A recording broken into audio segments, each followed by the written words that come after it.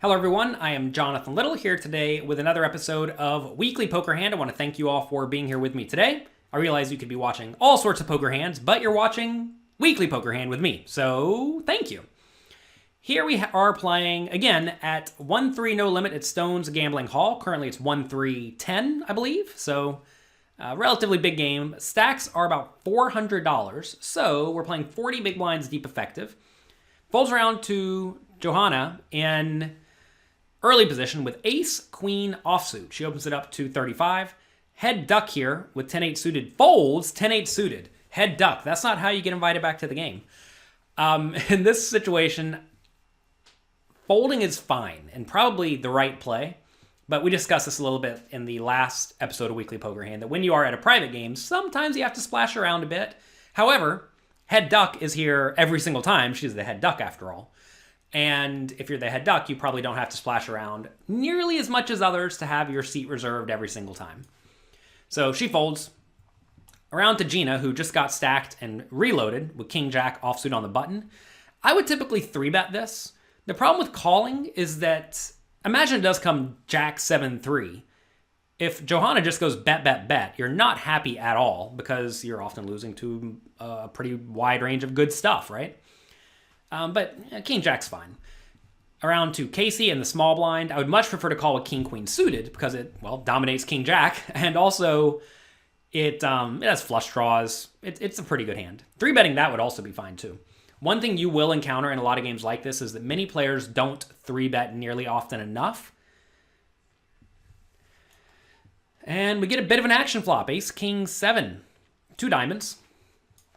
By the way, if I ever forget to say the cards, please forgive me, because I'm watching a video of this. I know a lot of you listen on iTunes, and every once in a while I'll forget the cards. If you miss it, just go to jonathanlittlepoker.com/WPH, and you can watch the video. I know that's not the best experience in the world for you, but I do my best to say the cards. Anyway, Johanna has ace-queen, an early position. Gina has king-jack on the button. Casey has king-queen suited in the small blind. Okay, flop comes ace, king, 7, 2 diamonds. They check to Johanna, who bets. She definitely should. Pot is 118. She should go relatively large in this scenario, to the point that... Wait, does she just jam all in? No, she bet 45. So pot was 100, 120. I think you can go something like 80 in this spot. It's very easy for either of your opponents to have either a gut shot, that's getting the right price to call if you bet 40, or flush draw, which you can't really price out, or just an ace or a king that's going to call a $70 or $80 bet. Also, that allows you to set up stacks such that, say you do bet 80 and your opponent calls. Pot's going to go up to 280 on the turn. You'll have about 300 left. You could just make a big all-in at that point and then have a lot of fold equity and really, really crush all the draws. Plus, even then, you can still get called by ace-jack, ace-10, ace-2, who knows. So I like a bet of 45. I'm sorry, I like a bet of 70 or 80 more than I do a bet of 45. This is a spot where you will have a range advantage, but at the same time, that's not necessarily a reason to bet small. We should be betting here frequently, but when it's very easy for the opponents to have a lot of equity, you don't mind betting a little bit bigger.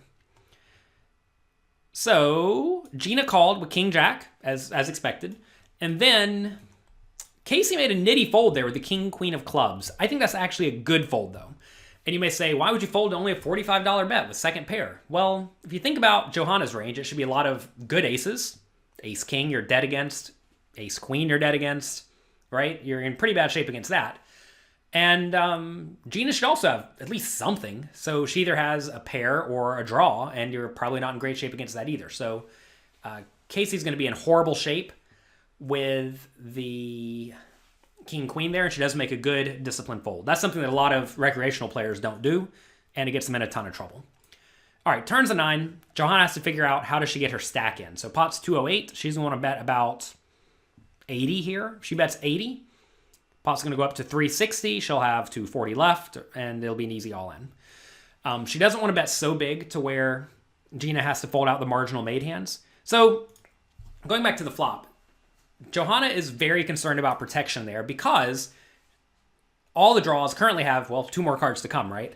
Plus, she was against 2 opponents. Now, she has presumably weeded out some of the junky draws, which means she's going to be more so against a good draw that's not folding to any bet, that's not really making that big of an error calling any bet size, or a worse ace or a king. So if she's against a worse ace or king, then she doesn't need to bet too big because those hands are drawing nearly dead. Like as we see here, Gina has a whopping 6% equity. I think they account for the dead cards, so they say she has 2 outs, but clearly she normally has 5. So knowing that Gina probably has 5 outs, good for 10-ish% equity, or a good draw, you don't need to go so big. So another problem with going big is if you bet 110 out of your 330 stack, it's going to look somewhat obvious to your opponent that you're really setting up stacks to get in. And of course, we are setting stacks up to get in, and there's not a whole lot we can do to make that not clear. But I think you need to go just a little bit smaller here to keep Gina in with all sorts of junk. Because if she is drawing to just a few outs, or 5 outs, Veronica's using her phone as a camera. That's new school. Given Gina is drawing thin, I think you really want to keep her in. That says she calls anyway, and I actually think this is a pretty easy fold for Gina. You may say, why would you fold the king here? Well, because if you think about Johanna's betting into 2 players on the flop range and betting again on the turn, on essentially a blank, she must have something pretty good. So what is pretty good? Well, all the pretty good hands crush king jack. So I think it's a bit of an error to call on the turn. Even if she bet 80 there, it would be a mistake. But I think people are more inclined. Oh, it says she bet 85. Never mind. I read the stack wrong. Wonderful bet, Johanna. Even for 85, I think she should probably fold. Now she's going to jam the river, and this is also going to be an easy fold for Gina, especially on this run out because now she loses to Jack 10. Like maybe that was a bluff with Jack 10 of diamonds. There's really not a whole lot else she could have. So this is a spot where some people get themselves in trouble thinking, I have a pretty good hand. And like we did just see Gina reloading. I don't know how she got stacked, but she is reloading. So sometimes people get tilted. And against people who get tilted, you should be very inclined to go for value. Now, say we know Gina would not call the $400 or $242 all in with anything besides an ace. In that scenario, you should probably go for a smaller bet. I mean, in reality, Johanna probably thinks Gina has ace jack, ace 10, king queen, king jack, king 10, king 9, like a lot of pretty good hands. So if she has these pretty good hands, Johanna should be jamming. And I like the way she's played this hand. I mean, maybe bet a little bit bigger on the flop. Besides that, I think it was great. Notice if she bet just a little bit bigger on the flop, she would only have 220 behind on the river now. Pot would be a little bit bigger, which is quite nice. And, it may seem like a really trivial point to say bet just a little bit bigger on the flop, but it lets you bet a little bit bigger on the turn, and then it lets your all-in on the river be a little bit smaller, which is going to let you get paid off more often. So Gina's in the tank forever. Who knows how long she's going to sit in the tank. But you got to find the fold. You have to find the fold, Gina. Don't do it. Notice she's pained here, right? If this is a painful fold, I imagine Gina's probably calling off way too wide here. Like, even if she had ace jack or ace 10, I think this is an easy fold when it comes off ace king, 7, 9, queen, right? I mean, for Johanna to go bet, jam, unless she's a lunatic. I mean, she may be a lunatic. I've never played with her.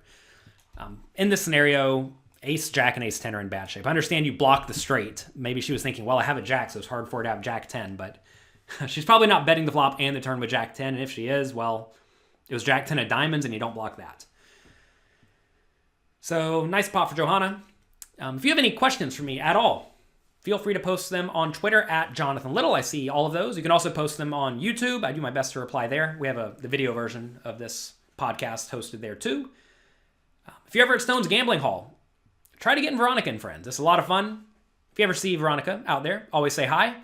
You'll find that pretty much anyone who's playing on televised poker games is nice, fun, friendly, and Stone's Gambling Hall does a great job of making a fun, friendly environment. And, they do a stream multiple times per week, and they have lots of really fun games. So check them out, like them, subscribe, etc., etc. You should give people love in the poker community who try to do right and work hard to promote the game, and Stone certainly does that. All right, that's going to be it for today. Have fun. Good luck. I'll talk to you next week.